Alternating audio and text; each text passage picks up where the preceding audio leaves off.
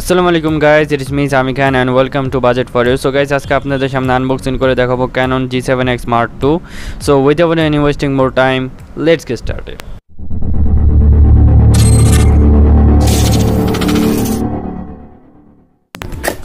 So guys, এই ক্যামেরাটা unboxing করতে পারতেছি নিউ ক্যামেরা ওয়ার্ল্ডের জন্য। আপনারা চাইলে এই শপে ভিজিট করতে পারেন। এটা বাংলাদেশে অনেক বড় একটা ডিএসএলআর শপ, তো এখান থেকে আপনারা যে কোনো ডিএসএলআর বাই করতে পারেন। তো চলুন দেখি বক্সের ভিতরে কী কী পাবেন। প্রথমে এখানে একটা মেনুল আছে, এটা কোনো দরকার নেই।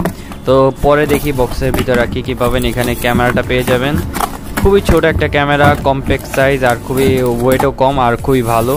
তো এটা আর কি একটা কালারে আছে, এটা ব্ল্যাক কালার।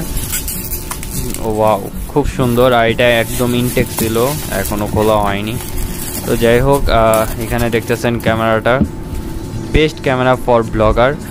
আর এখানে 20.1 মেগাপিক্সেলের ক্যামেরা দেওয়া হয়েছে, যেখানে g7 ইমেজ প্রসেসর দেওয়া হয়েছে। এটা হলো ক্যাননের লেটেস্ট প্রসেসর।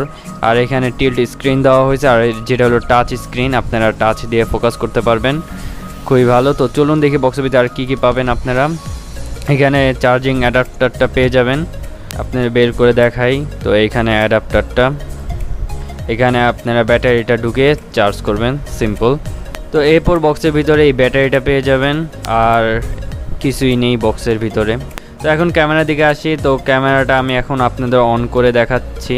এখানে আমি ব্যাটারিটা প্রবেশ করাই।